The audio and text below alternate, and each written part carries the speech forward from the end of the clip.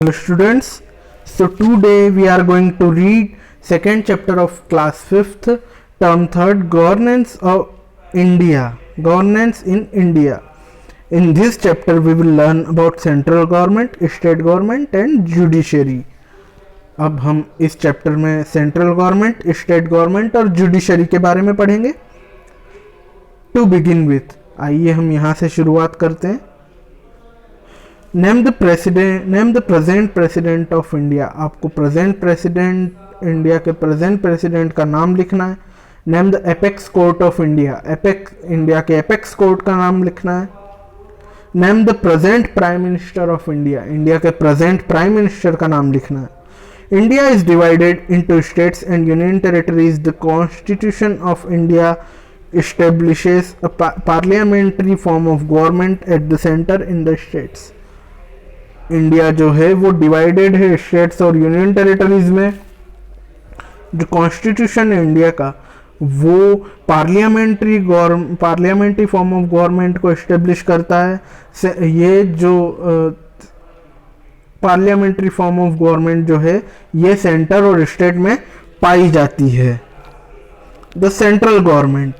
India has a parliamentary form of government. The Parliament of India make laws for the whole country, so it is a law-making body of the country.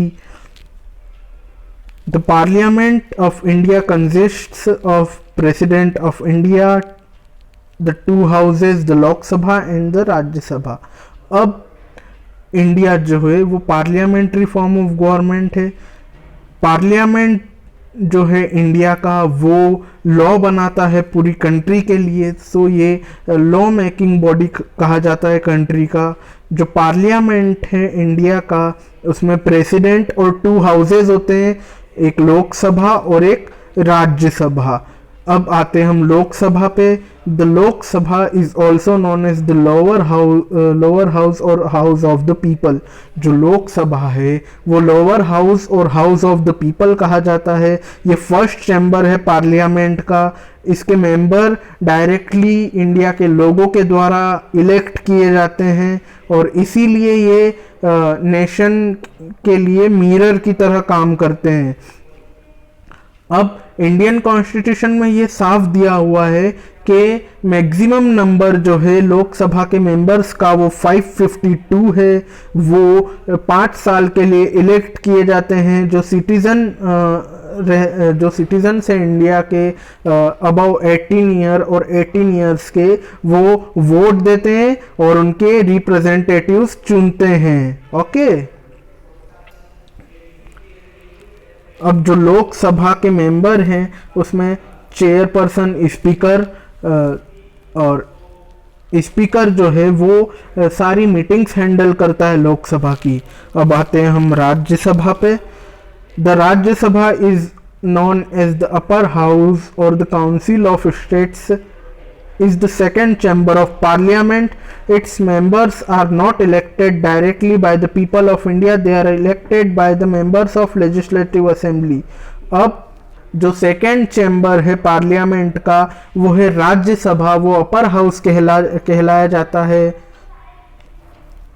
इसके जो members हैं वो India के लोगों के द्वारा directly elect नहीं किए जाते हैं. इनको मेंबर ऑफ लेजिस्लेटिव असेंबली जो रहती है यूनियन टेरिटरीज के वो इलेक्ट करते हैं. एमएलएज इलेक्ट करते हैं इनको. और राज्यसभा में मैक्सिमम नंबर जो है मेंबर्स के वो है 250. ओके. सो अब हम पढ़ते हैं the president of India. The President of India is the head of the country. He is elected for the term of 5 years by the members of Lok Sabha and the Rajya Sabha and state legislative assemblies. अब जो president है India के वो head कहलाते हैं country के. वो 5 years के लिए इलेक्ट किए जाते हैं और इन्हें इलेक्ट कौन करते हैं? लोकसभा के मेंबर्स, राज्यसभा के मेंबर्स और स्टेट ऑफ लेजिस्लेटिव असेंबली के members. A Prime Minister of India. The Prime Minister of India occupies a unique place in a central government. he is the real head of the government, he is the leader of majority party in the Lok Sabha, he holds majority in the Lok Sabha।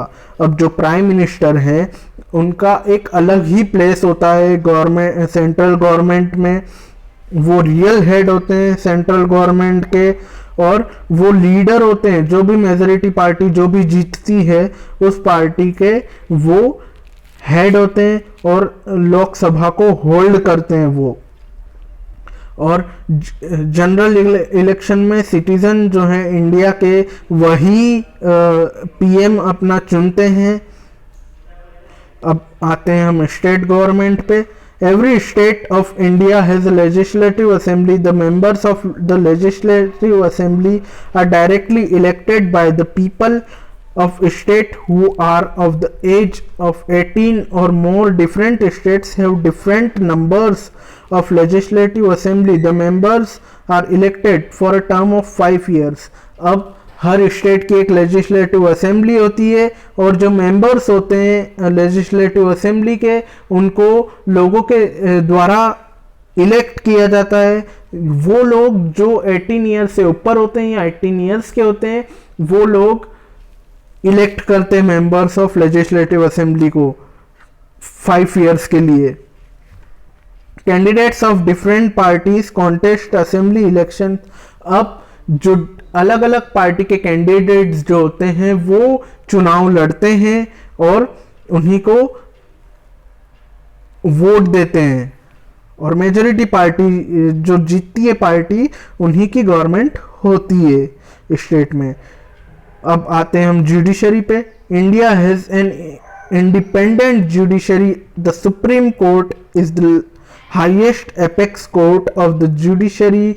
It is situated in New Delhi. The government had recently increased the strength of its judges from 31 to 34, including the Chief Justice of India. All the judges are appointed by the President of India.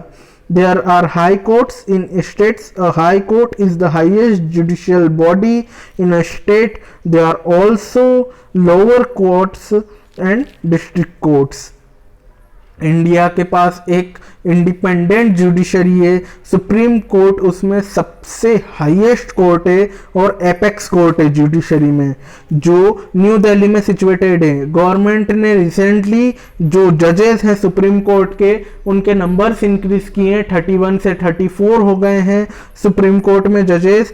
Chief justice of India को मिला के सभी जजेस जो हैं वो India के president appoint करते हैं, और स्टेट्स में हाई कोर्ट्स होते हैं, इसके अलावा डिस्ट्रिक्ट कोर्ट्स और लोअर कोर्ट्स होते हैं।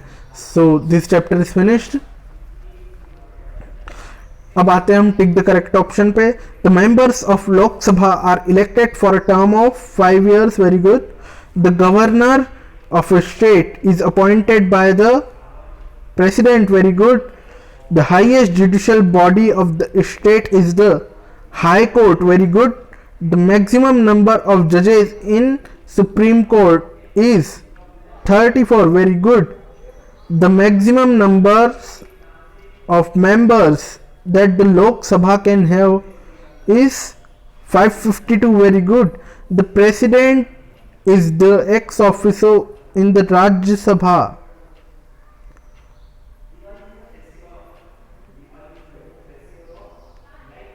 So this chapter is finished.